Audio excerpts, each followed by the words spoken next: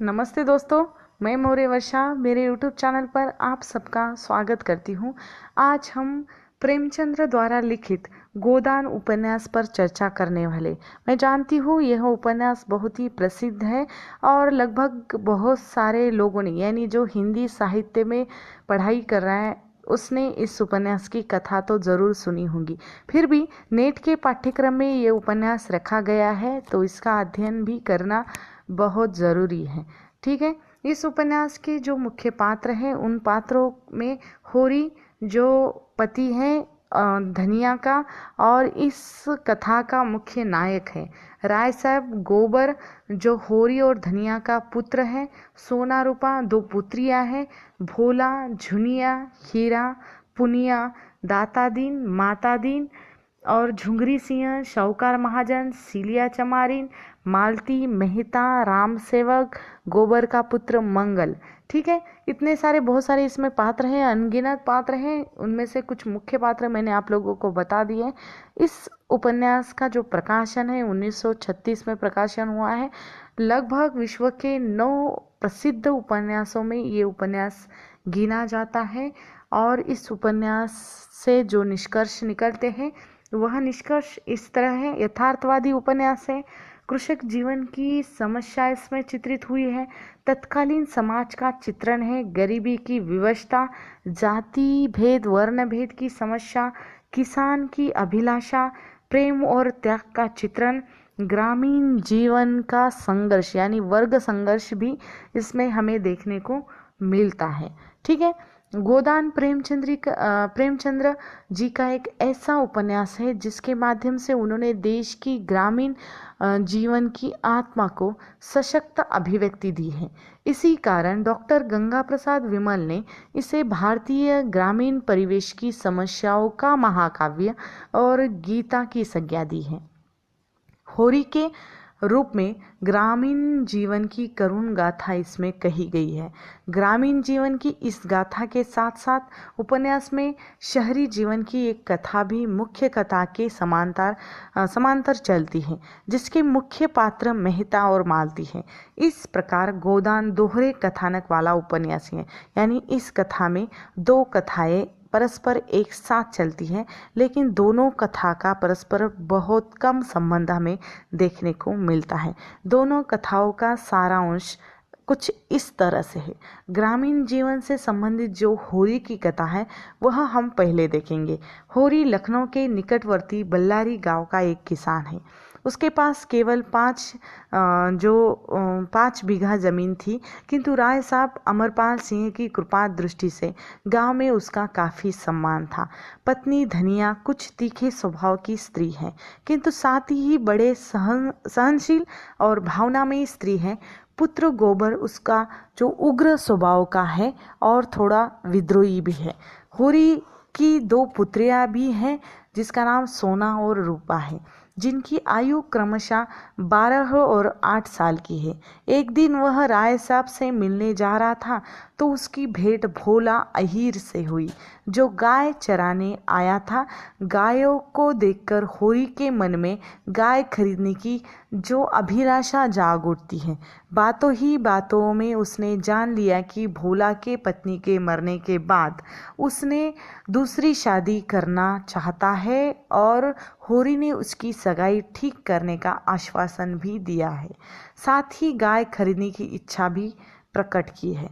भोला उसे गाय देने को तैयार हो गया, किंतु जब उसे मालूम हुआ कि भोला खरीद न करने के कारण वह गाय बेच रहा है तो उसका विचार बदल गया। उसने भोला से भूसा ले जाने को कहा और राय साहब से मिलने चला गया। होरी जब राय साहब से मिलकर घर से वापस लौट आता है, कुछ ही क्षणों में भोला भी भूसा लेने आ पहुंचा। उसे 3 खांचे भूसा देकर होरी ने विदा किया और गोबर को पहुंचाने के लिए वह चला गया। लौटते समय आधे रास्ते तक झुनिया उसे छोड़ने आई। उसका पारस्परिक प्रेम यानी झुनिया का और गोबर का पारस्परिक प्रेम गहरा होता जा रहा था। इधर गाय की प्रतीक्षा में होरी धनिया सोना रूपा यानी जो होरी का सारा परिवार बहुत ही प्रसन्न था। होरी ने अपने भाइयों भाइयों के साँझों के साथ बांस बेचकर कुछ रुपए बचाने का असफल प्रयास किया था। होरी के घर गाय आ गई है। होरी का परिवार जो फूले नहीं समा रहा था, विशेषकर होरी, क्योंकि उसकी जो बरसों की अभिलाषा थी वह गाय खरीदने की, वह पूर्ण हो गई थी। गाय बहुत ही सुंदर और अच्छी थी। यह समाचार सारे गांव में आग की भांति फैल जाता है। किंतु गाय क्या आई, होरी के तो दिन ही पलट गए। अपने जो गाय के कारण या भाइयों से मनमुटाव तो था ही, विशेषकर होरी से। एक दिन मौका मिलते ही उसने गाय को विष दे दिया, यानी होरी के भाई ने। रात में ही गाय मर गई और होरी ने उसे देख लिया। जब होरी ने धनिया को अपने संदेह की बात कही तो धनिया सीधे हीरा के घर पहुंची और हीरा पर हत्या का आरोप लगाया। पुलिस ने हीरा के घर तलाशी लेनी चाहिए, लेकिन होरी ने अपने भाई की रक्षा के लिए अपने पुत्र गोबर की झूठी कसम खाई कि उसे यह पता नहीं कि गाय को किसने जहर दिया। अब हीरा घर से भाग गया था। उसकी पत्नी असहाय हो गई थी। अब होरी को पुनिया की भी चिंता होने लगी, यानी किस तरह जिस भाई ने अपने ही भाई के घर के गाय को जहर देकर मार दिया, वह होरी अपने भाई के पत्नी की चिंता करने लगा। सावन में होरी ने अपने धान की रोपाई नहीं की, लेकिन पुनिया के धानों की रोपाई समय पर कर दी। परिणाम स्वरूप होरी की फसल बहुत कम हुई और पुनिया के घर अनाज रखने की जगह नहीं थी। धनिया के स्वभाव में भी अब पुनिया के प्रति वह क्रोध नहीं था। वह पुराने बैर को भूल चुकी थी। झुनिया और गोबर के प्रेम का परिणाम यह हुआ कि झुनिया गर्भवती हो गई। गोबर उसे अपने घर आने को कह तो देता है, लेकिन खुद भाग जाता है। होरी उस समय खेत पर था। धनिया घर में अकेली थी। झुनिया जब घर पहुंची तो धनिया ने उसे जब देखा और खूब भला बुरा कहा। झुनिया रोने लगी। रोते रोते उसने सारी बातें बता दी। धनिया इस स्थिति में उसे घर से निकालने का साहस न कर सकी। वह होरी को इसकी सूचना देने खेत पर गई। पहले तो होरी भी घटना सुनकर क्रोधित हुआ, किंतु बाद में धनिया के समझाने पर उसे घर में रख लिया और धनिया का हृदय अब दयावान हो गया। झुनिया ने होरी से शरण मांगी और उसके पांवों में गिर पड़ी। होरी ने उसे आश्वासन दिया और अपने घर पर रख लिया। गोबर छिपे छिपे ये सब बातें सुन रहा था, देख रहा था और संतुष्ट होकर कमाई करने के उद्देश्य से वह शहर की ओर चल गया। झुनिया जो जाति बाहर की थी, इसलिए उसे शरण देने और बहू बनाने के प्रश्न पर गांव वालों ने होरी का बहिष्कार कर दिया। उसका हुक्का पानी बंद कर दिया। एक दिन झुनिया को लेकर दाता दीन और धनिया में वाद विवाद हो गया।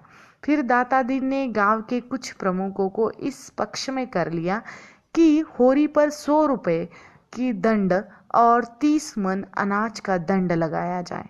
यही हुआ। असत्य होरी घर का सारा अनाज झिंगुर सिंह की चौपाल में भरता रहा और अपना घर बेचकर या गिरवी रखकर रुपये की व्यवस्था की। धनिया इस पर बहुत झुंझलाई, मगर व्यर्थ। अब होरी के घर खाने तक को अनाज न था। इससे वह चिंतित रहने लगा और गोबर की भी कोई सूचना नहीं मिली थी।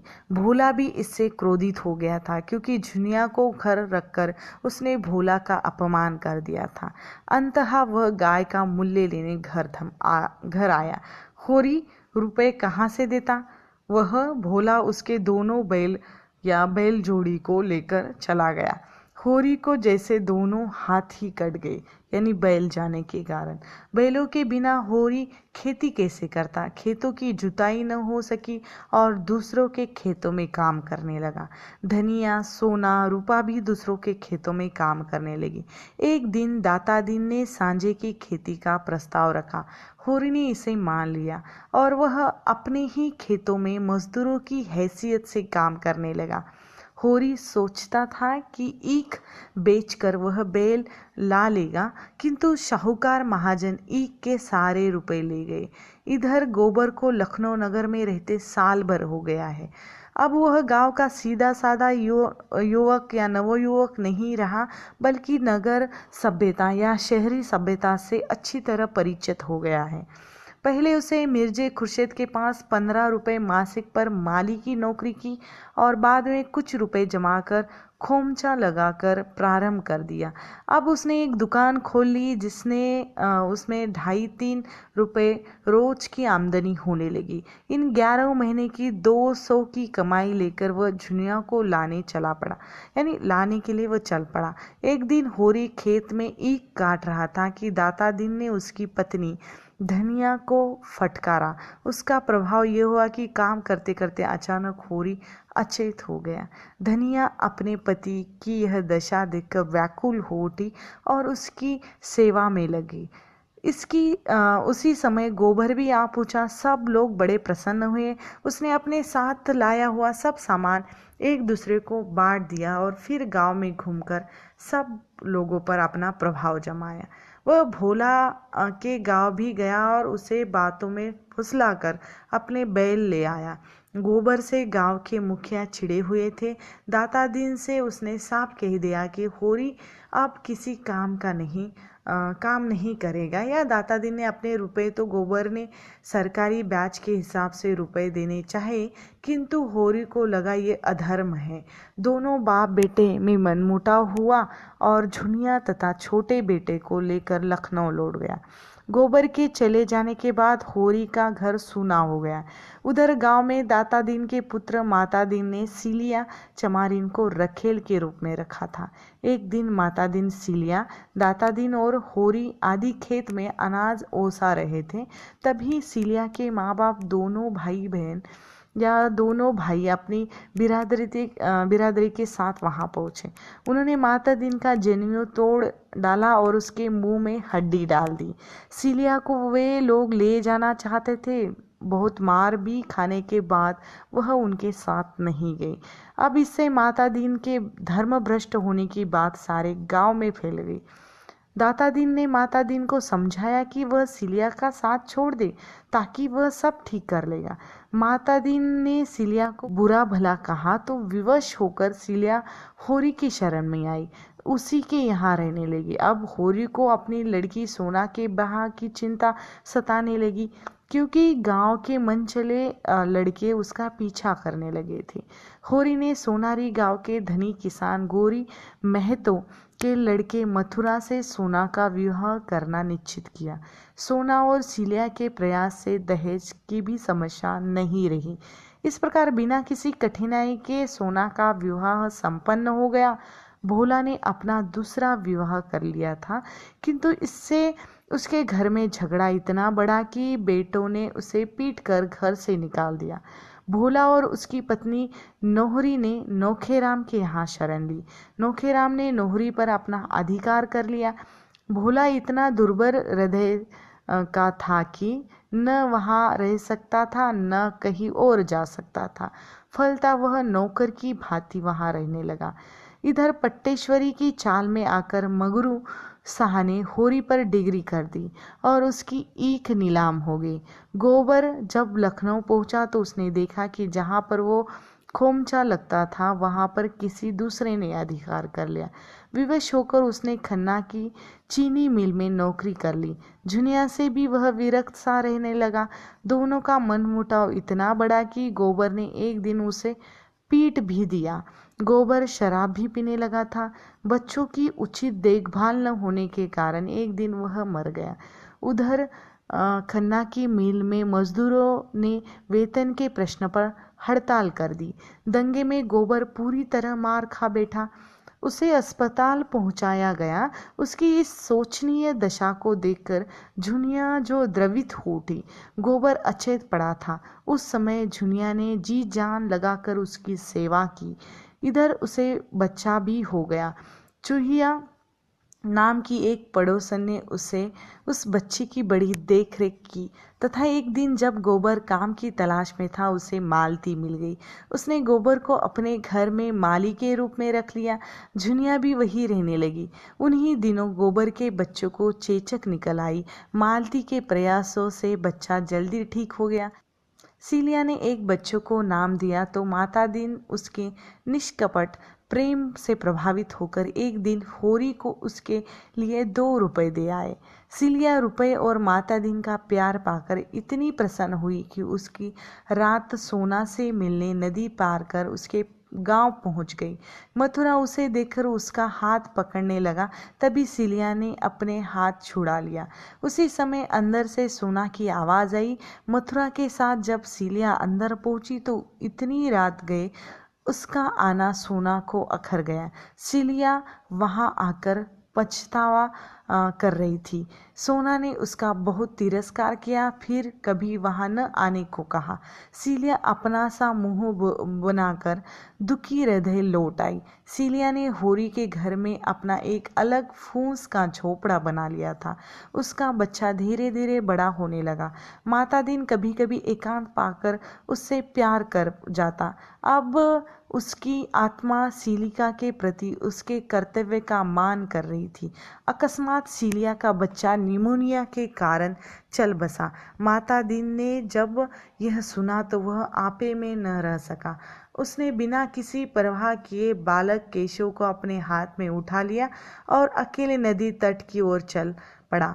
बालक को नदी की धारा में बहाकर घर लौटा तो वह ब्राह्मणत्व के अभिमान से शून्य हो चुका था।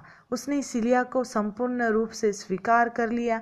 होरी अपने जीवन के दिन किसी तरह पूरे कर रहा था। जीवन में अनेक संकटें सहे, बदनामी सही, भूख सहे, क्योंकि अपने पुत्र के लिए या अपने नाती के लिए वो कुछ कमाना चाहता था।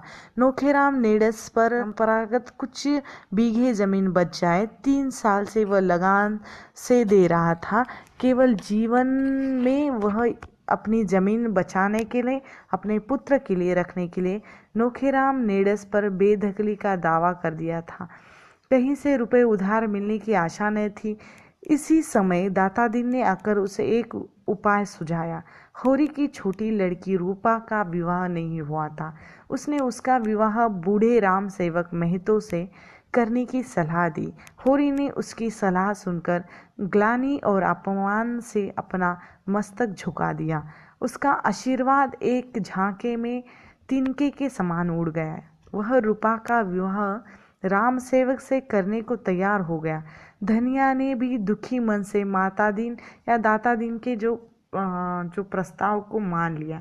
विवाह का दिन जो तय हो कर दिया था, दाता दीन ने विवाह हेतु 200 रुपए दे दिए थे। होरी ने अपनी जमीन को बेदखली से बचा लिया। विवशता मनुष्य से क्या नहीं करवा लेती है। गोबर भी रूपा के विवाह में आया था। गोबर ने माता पिता की शोचनीय दशा देखी तो उसे बहुत ही दुख हुआ। उसने होरी को आश्वासन दिया कि अब होरी को काम करने की आवश्यकता नहीं है, वह हर महीने कुछ रुपए भेज देगा। वह लखनऊ चला गया, किंतु झुनिया को धनिया ने जो जाने से इनकार कर दिया और जाने नहीं दिया। होरी और धनिया गोबर के व्यवहार से संतुष्ट व प्रसन्न थे। अब उन्हें अपने उज्ज्वलित भविष्य का कुछ कुछ आभास होने लगा था। रूपा अपनी ससुराल में सुखी थी। उसे वहाँ किसी चीज की कमी नहीं थी। वह बूढ़े पति को पाकर भी प्रसन्न थी। अपने ही मन में प्रसन्न रहती थी। राम सेवक भी उसको पाकर प्रसन्न है। वह हर समय उसकी प्रत्येक इच्छा को पूरी करने की चेष्टा करता रहता है। रूपा से जरा सा संकेत पाते ही उसने गाय को होरी के यहाँ भेज दिया। गोबर के लड़के को देखकर होरी भी प्रसन्न रहता था। अब होरी को केवल एक चिंता रहती थी कि किसी प्रकार राम सेवक के रुपए लौटा दे। इसलिए वह कठिन परिश्रम करता था। गांव में कंकड़ की खुदाई दिन भर की लू धूप में करके रात को घर लौटता है और देर तक सूत काटता रहता है। इसी बीच एक दिन अकस्मात हीरा घर लौट आता है और होरी से अपने दुष्कर्म के लिए क्षमा याचना करता है। इस सहृदय होरी उसे गले से लगा लेता है और आत्मविभोर हो उठता है। राम सेवक से रुपए उधार लेते समय जिस पराजय का बोध उसे हुआ था, हीरा के आ जाने से विजय में परिणत हो जाता है। प्रसन्नता के इस उल्लास में जी तोड़ काम करने के कारण एक दिन दोपहर काम करते समय लू लगने से वह अचेत हो जाता है। उसके घर खबर पहुंचाई गई। धनिया दौड़ी हुई आई। हीरा और शोभा भी पहुंचे। धनिया ने यह दशा देखी तो उसे अपना सुहाग लूटता हुआ दिखाई दिया। उसे होरी के चेहरे पर मृत्यु की झलक दिखाई दी थी। जब लोगों ने कहा कि गोदान का समय आ गया है तो वह विक्षिप्त सी घर में गई। 20 आने पैसे पंडित दाता दिन के हाथ में रखती हुई बोली कि घर में न गाय है न बदिया, सूत कताई के ही 20 आने पैसे है, यही उनका गोदान है। यह कहते हुए पछाड़ खाकर गिर पड़ी और उधर होरी की जो मृत्यु हो गई है। यानी जो जीते जी एक मनुष्य अपनी गाय की अभिलाषा पूर्ण न कर सका, मरने के बाद उसी के नाम पर गोदान की बात की जाती है।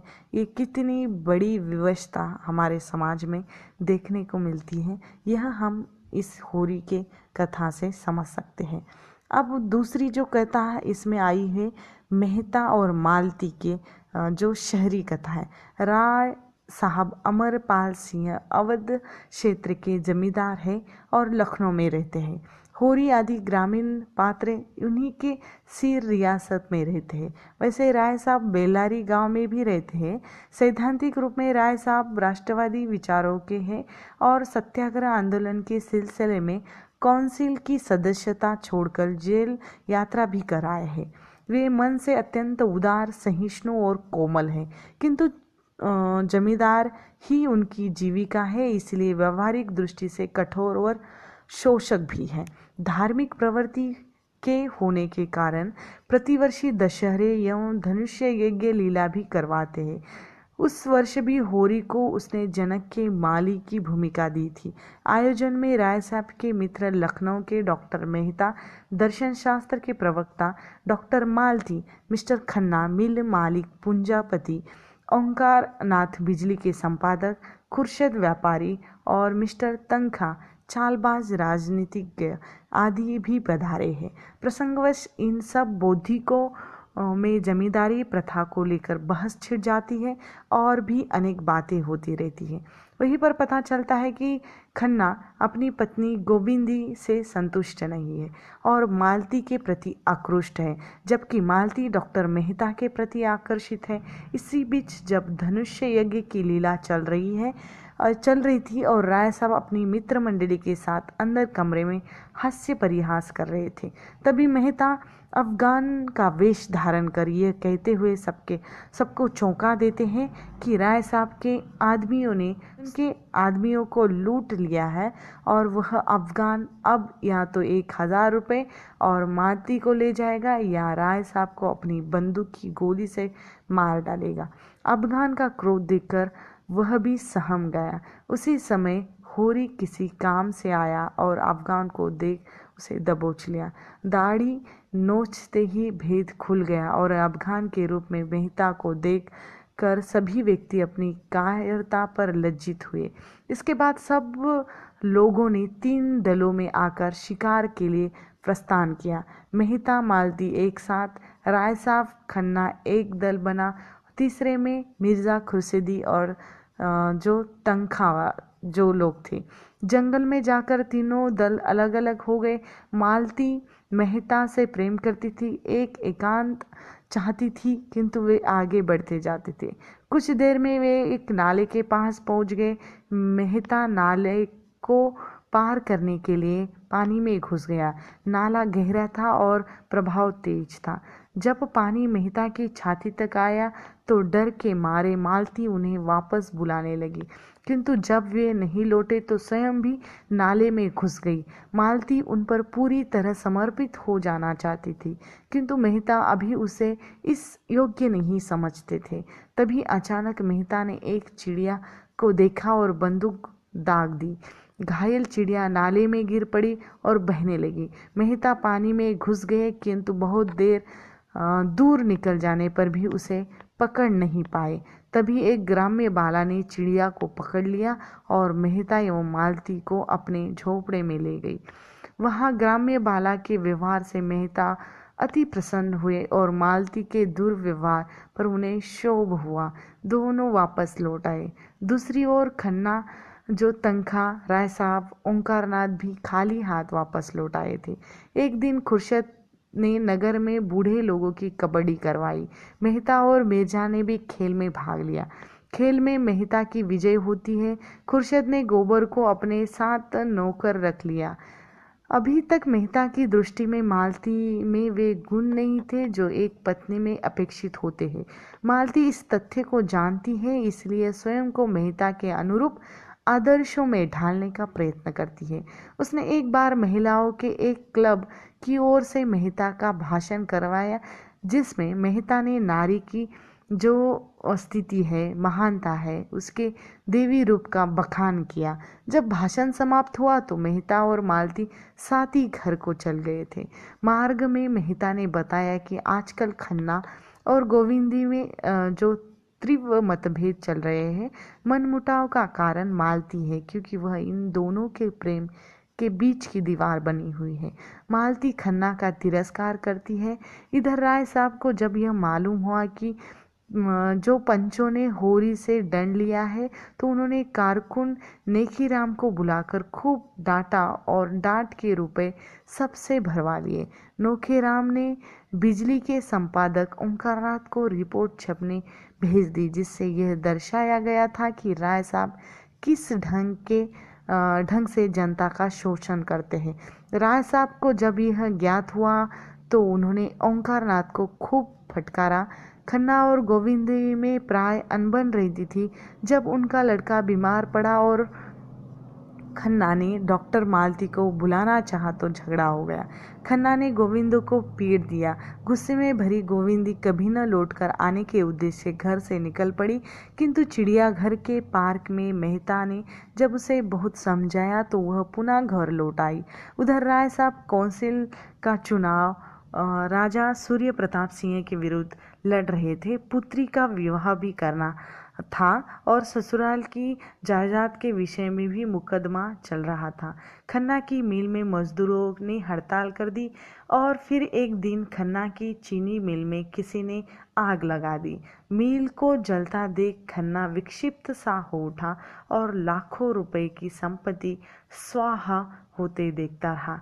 किसी प्रकार मेहता और मालती उसे घर ले आए।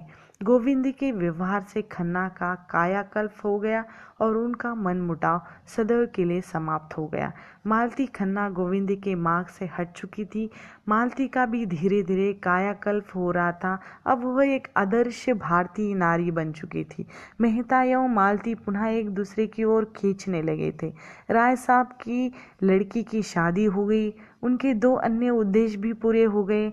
उनके विरोधी राजा साहब उनसे पराजित हो गए। मुकदमे में भी ससुराल की जायदाद उन्हें मिल गई। अब राजा साहब अपनी लड़की का विवाह उनके लड़के रुद्रपाल से कराना चाहते थे, किंतु रुद्रपाल ने पहले ही उनकी अनुमति के बिना मालती की छोटी बहन सरोज से विवाह कर लिया।